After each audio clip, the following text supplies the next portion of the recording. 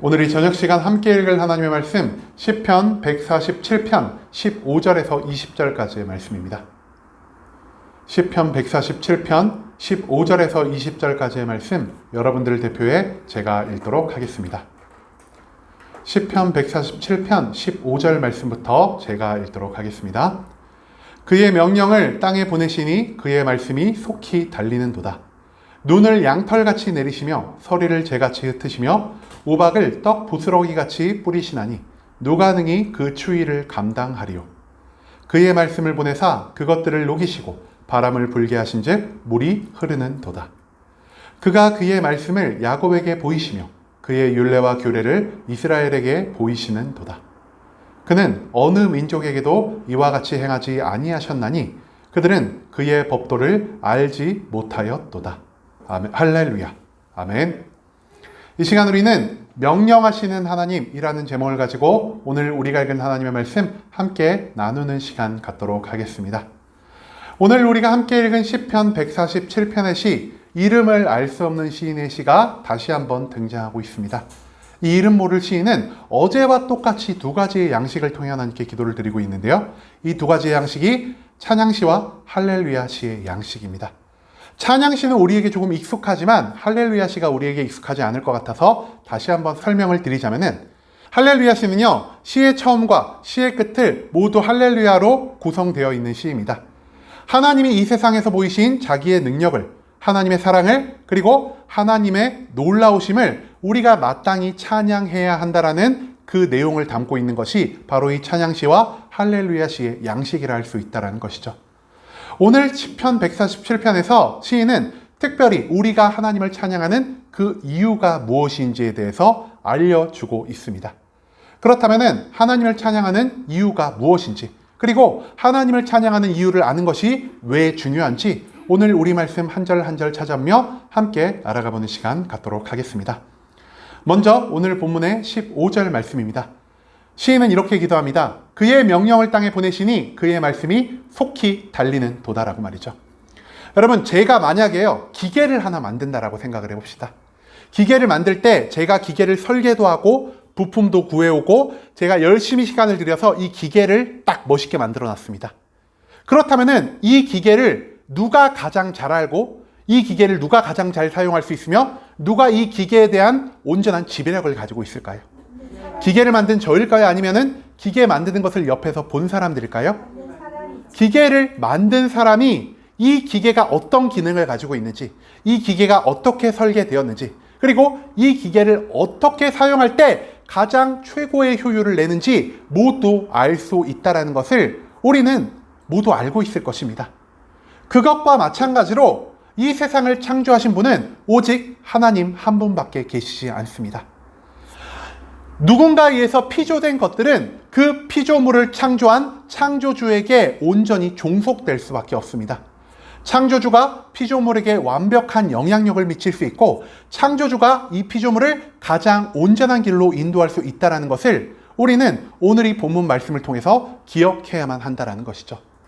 그렇기 때문에 하나님은 이 세상의 창조물로서 이 세상에 자기가 원하는 뜻을, 자기의 계획을 온전히 이루어 나가시는 분이십니다. 하나님은 이 세상을 자기의 손으로 만드셨기 때문에 이 세상을 사랑하시고 이 세상을 절대 멸망으로 이끌어 나가고 싶지 아니하시는 분이십니다. 하나님의 인도는 선하시고 그 인도 가운데 하나님의 축복이, 하나님의 사랑이 담겨 있기 때문에 하나님이 이 세상 가운데 자기의 사랑을, 자기의 놀라우신 계획을 매일매일 가지고 이 세상의 모든 것들을 온전히 주관하고 인도하여 주신다는 사실을 우리가 또한 이 말씀 가운데서 발견할 수 있게 되기를 소망합니다. 하나님은요, 자기의 뜻과 계획을 이 땅 가운데 온전히 선포하고 이 땅을 변화시키기 위하여 명령하시는 분이십니다. 그런데 하나님의 명령을 이 세상 가운데 전달하는 것이 무엇이라고 성경은 지금 기록하고 있습니까? 바로 그의 말씀.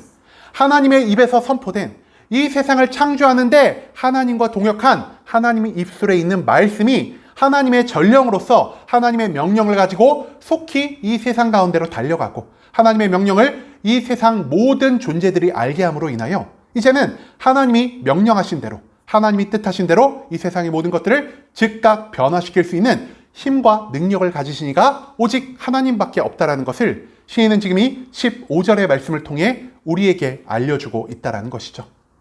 그 다음 16절에서 18절의 말씀을 통해서 시인은 그렇다면 하나님이 이 땅 가운데 무엇을 명령하고 계시고 하나님이 어떤 능력을 갖고 계신지를 우리에게 설명해 주고 있습니다.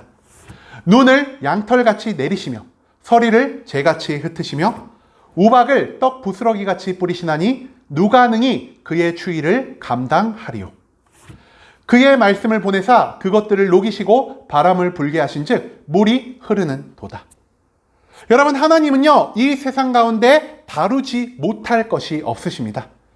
우리가 생각하는 그냥 자연현상의 하나로만 받아들이는 이 빗줄기 하나에도, 저 바람 한 자락에도, 하늘에서 내리는 눈이나 우박 가운데에도 하나님의 명령이 온전히 들어있다는 것을 시인은 발견하고 있습니다.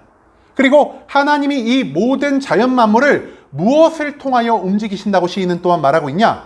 아까 15절에서 언급된 것 같은 말씀을 보내사, 즉 말씀을 도구로 삼아서 이 세상의 모든 자연 환경을 주무르시고 변화시키시고 인도하여 주시는 분이 바로 하나님이란 사실을 시인은 이 16절에서 18절 말씀을 통해서 우리에게 거듭 알리고 있다는 것이죠. 하나님이 이 세상의 모든 것들을 창조하셨기 때문에 이 세상 가운데서 하나님의 영향을 피해갈 수 있는 존재는 아무것도 없습니다.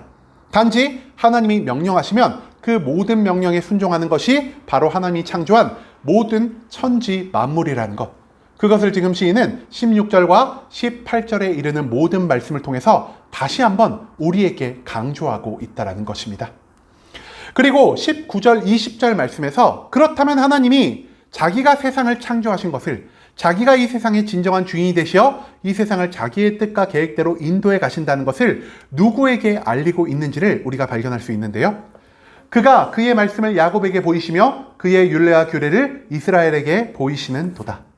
그는 어느 민족에게도 이와 같이 행하지 아니하셨나니 그들은 그의 법도를 알지 못하였도다. 할렐루야.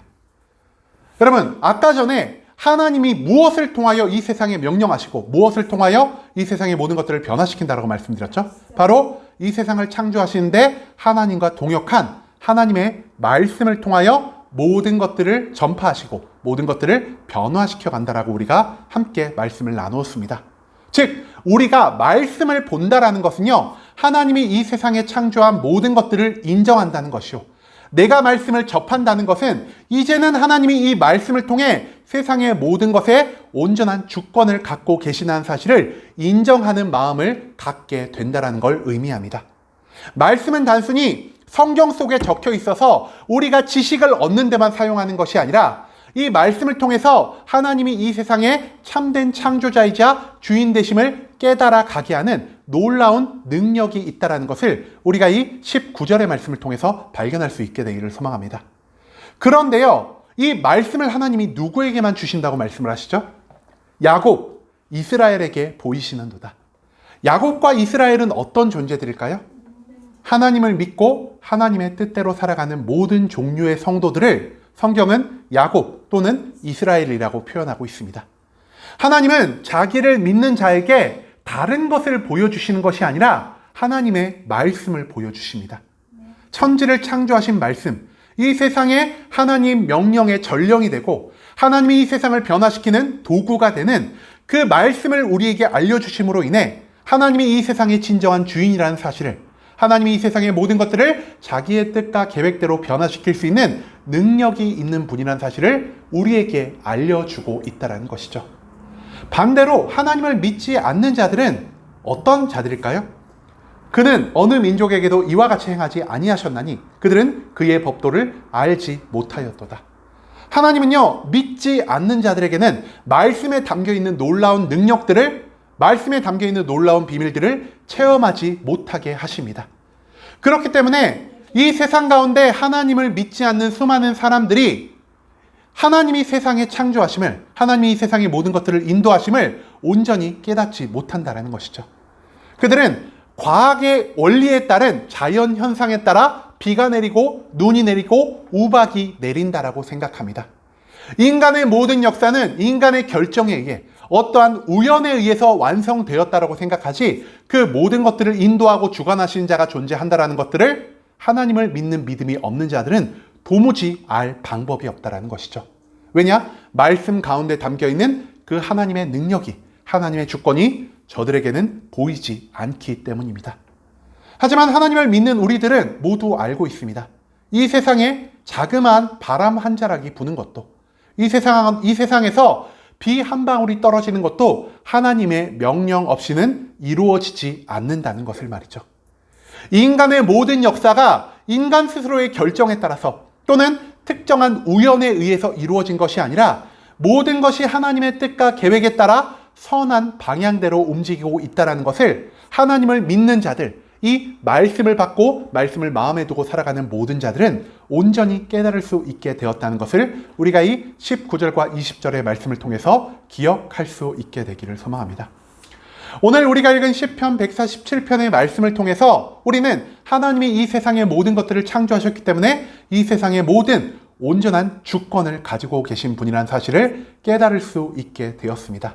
즉, 그리고 하나님이 이 모든 것들을 하나님을 믿는 성도들에게 보여주셨기 때문에 우리는 하나님의 주인 되심을, 그리고 하나님이 이 세상을 온전히 주관하여 가심을 온전히 깨달을 수 있게 된 자가 되었다는 것을 우리가 또한 기억할 수 있게 되기를 소망합니다. 하나님의 성도들은요, 단순히 말씀을 읽고 단순히 기도하고 단순히 예배 드리는 자가 아닙니다. 하나님의 성도들이란 하나님이 이 세상의 창조하심을 믿는 자, 그리고 하나님이 이 세상의 주인 되시어 이 세상의 모든 것들을 하나님의 뜻과 계획대로 명령하시는 분이라는 것을 온전히 믿고 살아가는 자가 되어야 한다는 것을 오늘 본문 말씀은 우리에게 알려주고 있다는 것이죠. 하나님이 이 세상의 진정한 주인 되시기 때문에, 하나님이 이 세상의 모든 것들을 자기의 명령에 따라 변화시키시기 때문에 하나님이 아니고서는 그 누구도 우리의 찬양의 대상이 될 수 없다는 것을 우리가 오늘 이 본문 말씀을 통해서 기억할 수 있게 되기를 소망합니다.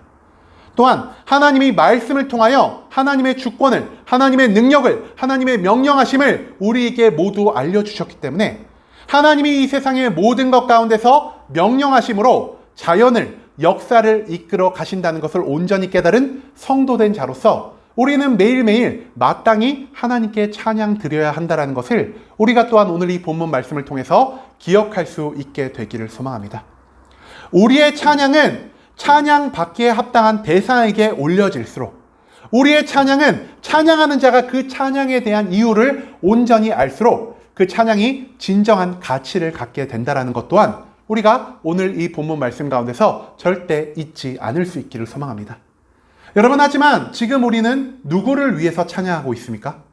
어제도 말씀을 드렸지만 우리의 찬양은 하나님을 향해, 이 세상의 주인 되시고 이 세상의 절대적인 영향력을 발휘하시는 하나님을 향해서 올려드리는 것이 아니라 하나님이 아닌 불완전한 것들을 위해서 올려질 때가 너무나 많다라는 것이죠.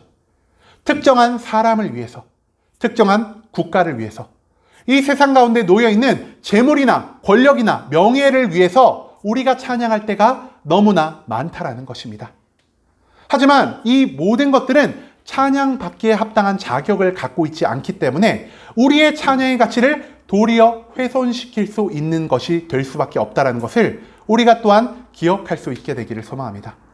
이 모든 것들이 왜 찬양받기에 합당한 가치를 지니고 있지 못하냐? 사람도, 국가도, 세상에 속한 모든 것들도 하나님의 권위와 능력 아래에 있는 것이기 때문입니다.